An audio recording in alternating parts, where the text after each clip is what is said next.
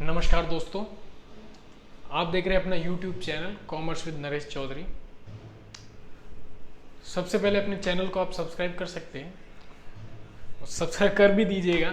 उसको करने के आपके लिए उसमें कुछ भी हमारे लिए बहुत योगदान रहेगा आपका सब्सक्राइब करना। ठीक है, चलिए अभी आगे बढ़ते अपना। तो अभी कंपनी के डेफिनेशन के बाद, उसकी मीनिंग समझने के बाद अपन उसके फीचर्स को पढ़ेंगे कि कंपनी में क्या क्या फीचर्स होते हैं। एक कंपनी किस प्रकार से अलग ऑर्गेनाइजेशन होते हैं, जो अलग टाइप ऑफ बिजनेस ऑर्गेनाइजेशन होते हैं, उनसे किस प्रकार से ये अलग होती है कंपनी। ठीक है, कंपनी किस प्रकार से अपने आप को अलग आइडेंटिफाई करवाती है अलग ऑर्गेनाइजेशन, सभी ऑर्गेनाइजेशन के सामने। तो इसको समझने के लिए इनके फीचर्स को समझना पहले सबसे ज्यादा जरूरी होगा। तो इसका पहला फीचर होता है an artificial person created by law. तो इसका मतलब ये होता है कि जब भी कभी आपने देखा होगा कि जब कोई ऑर्गेनाइजेशन या फिर जब भी अपन आपस में बहुत सारे लोग मिलकर एक ऑर्गेनाइजेशन या मिलकर एक कॉमन पर्पस के लिए एक ऑर्गेनाइजेशन स्टैब्लिश करते हैं, तो उसको स्टैब्लिश करवाने के लिए हमें कंपनी एक्ट 1956 था, उसको चेंज करके 2013 कर दिया गया है। उसके अंदर उसको रजिस्टर्ड करवाना पड़ता है। उसके अंदर जब हम रजिस्टर्ड करवा देते हैं तो उसके बाद कानून जो लॉ है उसके अंदर बहुत सारी कैटेगरीज बनाई हुई होती है। उसके अंदर लॉ एक कंपनी या फिर एक ऑर्गेनाइजेशन को छूट देता है कि उसकी खुद की एक अलग आइडेंटिटी होती है, उसके खुद की एसेट्स हो सकती है। वो खुद जो कंपनी जो ऑर्गेनाइजेशन है जो लोगों के द्वारा बनाया गया है, पर लॉ के द्वारा उसको स्वीकृत किया गया है। लॉ ने उसको मान्यता दी है, कंपनी एक्ट ने उसको मान्यता दी है कि आप अपनी एसेट्स खरीद सकते हैं, आप अपनी लाइबिलिटी अपने खुद पर ले सकते हैं, और आप कार खरीद सकते हैं, आप कुछ भी कर सकते हैं। बस इसमें एक दिक्कत है कि ये आपको दिखता नहीं है। जो कंपनी है वो आपको दिखेगा नहीं, आप उसको छू नहीं सकते। बस वो आर्टिफिशियल होता है, वो पेपर में लिखा हुआ रहता है, उस पर स्टाम्प लगा हुआ है कंपनी एक्ट का। बस समझ में आया? इजी। आपको अगर नहीं समझ में आया कि ऐसा पर्सन जो आपको दिखेगा नहीं, आप उसको छू नहीं सकते, पर वह व्यक्ति अपनी संपत्ति खरीद सकता है, अपने ऊपर दायित्व ले सकता है, अपने ऊपर एसेट्स ले सकता है, कुछ भी खरीद कर सकता है। जो कॉमन व्यक्ति जो काम कर सकता है वो भी वह काम कर सकता है। ठीक है, वो हो गया आर्टिफिशियल पर्सन जो कानून के द्वारा बनाया हुआ है। नेक्स्ट पॉइंट है separate legal entity. Separate legal entity का मतलब हुआ कानून ने उसको बना तो दिया, फिर कानून ने उसको बनाया तो लोग जब कंपनी अपनी एसेट्स ले लिए, समझ लीजिए कंपनी ने अपनी एसेट खरीद दी, और उसके जो शेयर होल्डर हैं, उसके जो मालिक हैं, उन्होंने कहा ये तो हमारी है, तो कंपनी उन पर बोल सकती है, उनको कंपनी उन पर लीगल एक्शन भी ले सकती है कि नहीं, मैं खुद एक अलग व्यक्ति हूं, मैं अलग अपना अस्तित्व रखती हूं, मेरे खुद की एक सील है, मैं खुद का अपना सिग्नेचर कर सकती हूं। तो कंपनी खुद अपनी एक अलग आइडेंटिटी होती है, खुद की एक अलग पहचान रखती है, वैधानिक अस्तित्व है इसका। ये शेयर होल्डर और कंपनी या फिर जो कंपनी के मालिक है और कंपनी है वो दोनों अलग होते हैं। समझ में आया? अगर कंपनी के जो जिसने कंपनी की स्थापना की है, समझ लीजिए कि ए बी सी डी ये चार लोग थे, समझ ए बी सी और डी ये चार लोग थे। इन्होंने कंपनी की स्थापना की, जिसमें से बी की समझ लीजिए डेथ हो गई, तो इस कंपनी को कोई फर्क नहीं पड़ेगा इससे। ये मर गया तो इसके बाद इसकी जगह जो इसके शेयर हैं वो या तो ये आपस में बांट लेंगे, या फिर इसका जो उत्तराधिकारी था, जो नॉमिनी था, उसको दे दी जाएगी। इससे इसको कोई फर्क नहीं पड़ेगा। जैसे ही अपने पार्टनरशिप फर्म में हो गया या फिर अपना सोल प्रोप्राइटरशिप में ऐसा होता तो वो बंद हो जाते, पर इसमें ऐसा कुछ भी नहीं है। ये चारों ही मर जाएंगे, समझ लिए चारों की डेथ हो गई या फिर चारों को कुछ न कुछ प्रॉब्लम हो गई, उसके बाद भी कंपनी चलती रहेगी। ये जो जिन्होंने कंपनी की स्थापना की, जिसने कंपनी को बनाया, वो चारों ही नहीं रहे, उसके बाद भी कंपनी चलती रहेगी। जैसे आपको अभी कहेंगे कैसे, तो टाटा जो कंपनी है वो बहुत पुरानी कंपनी है, 100 साल पुरानी कंपनी है। उसके बाद कंपनी में बहुत सारे जैसे जमशेदजी टाटा आ गए, रतन टाटा आ गए, उससे उनके रतन टाटा के पिताजी आ गए, तो इन जो ये लोग थे जिन्होंने कंपनी की स्थापना की, जमशेदजी टाटा ने, ठीक है, वो तो चले गए, उसके बाद कंपनी बंद थोड़ी हुई, टाटा नहीं हुई, टाटा आगे चलती आई, अभी रतन टाटा हो गए, 3-4 पीढ़ी चली आई, पर कंपनी बंद नहीं हुई। तो क्या हुआ, टाटा कंपनी है, उसकी सेपरेट एंटिटी है, लीगल, ठीक है।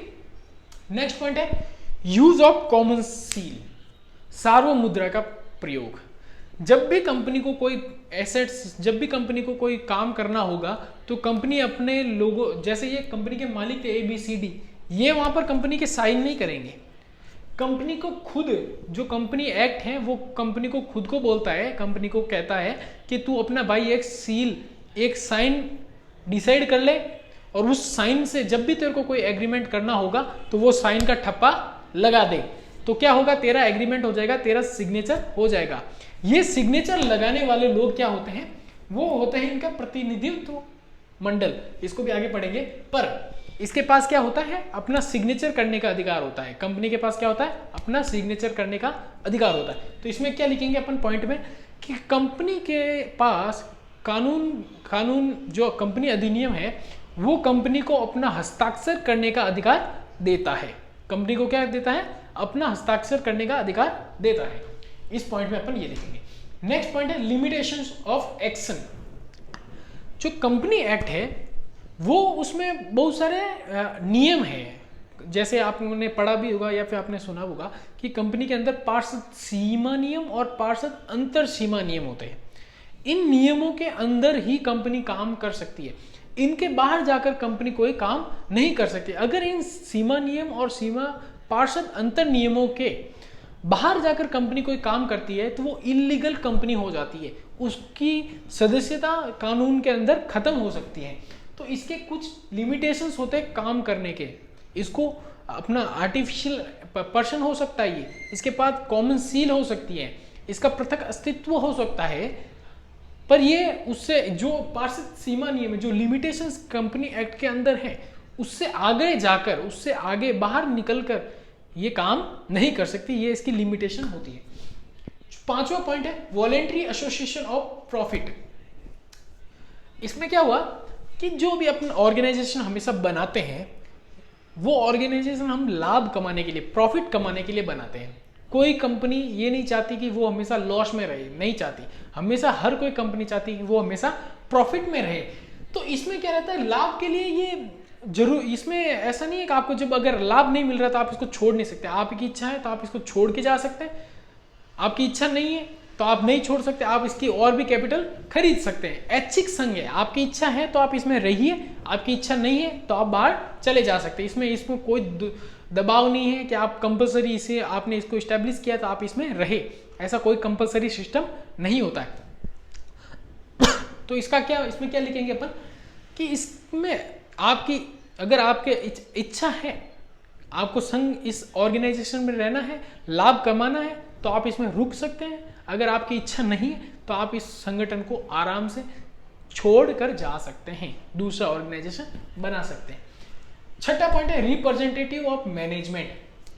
देखिए, जब भी कोई कंपनी को कॉन्ट्रैक्ट करना होगा, किसी कंपनी के साथ, अलग कंपनी के साथ कोई कॉन्ट्रैक्ट करना होगा, कहीं माल परचेज करना होगा, किसी के साथ अपने डेवलपमेंट के लिए और बहुत सारे काम करने होंगे, तो कंपनी दिखती तो है नहीं ना। जैसे आपको कहीं कंपनी के पास जाना है, जैसे आपको डेटॉल कंपनी के पास जाना हो, समझ लीजिए कि डेटॉल कंपनी को बोलेंगे कि मेरे को 500 प्रोडक्ट चाहिए, आपके हैंड वॉश चाहिए 500, तो आपके सामने टेबल पड़ी है और आपको डेटॉल कंपनी बैठी है, आपको पता ही नहीं कि वो सामने डेटॉल कंपनी पड़ी बैठी है चेयर पे, नहीं हो सकता ना। आप किससे बात करेंगे?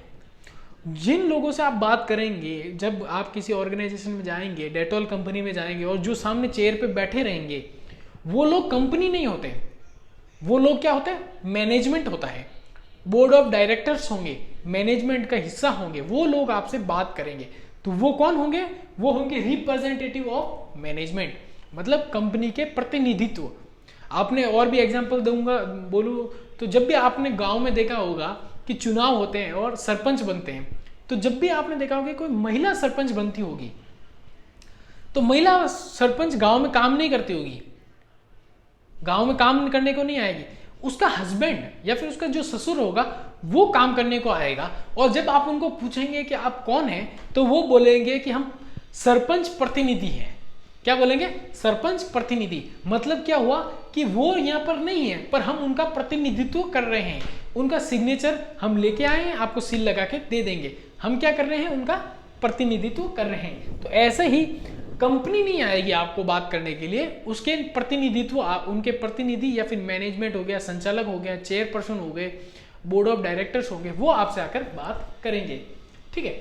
7 पॉइंट है winding up of a company. Company का समापन। एक कंपनी का समापन उसके संस्थापकों या उसके मालिकों से उसका समापन नहीं होता है। कंपनी के समापन के लिए कानूनी प्रक्रिया होती है, एक बहुत बड़ी प्रोसेस होती है, जिसके अंदर आपको लीगली प्रोसेस के अंदर जाना होगा, फिर ही कंपनी का समापन होगा। इतना आसान नहीं होता। जिस प्रकार से आपने देखा होगा पार्टनरशिप फर्म इजीली बंद कर सकते हैं। सोल प्रोप्राइटरशिप को आपने सुबह शटर ओपन किया और शाम को आपको लगा कि कल से अपन शॉप ओपन नहीं करेंगे, अपनी गिराकी नहीं हो रहा, अपना धंधा नहीं हो रहा था, आपने शटर बंद किया, लॉक लगाया, परमानेंट, और गांव निकल गए। ऐसे इस प्रकार से कंपनी का समापन नहीं होता है, कोई कंपनी बंद नहीं होती है। इसके लिए कानूनी प्रक्रिया होती है, कोर्ट की परमिशन लगती है। कोर्ट जब परमिशन देगा कि आपकी कंपनी बंद हो गई है, तब इसमें कोर्ट का इसलिए प्रोसेस आता है, जब कंपनी कोर्ट जांच करेगा कि इसका कहीं किसी पर बकाया तो नहीं है, कोई लोग इसमें फंस तो नहीं गए हैं,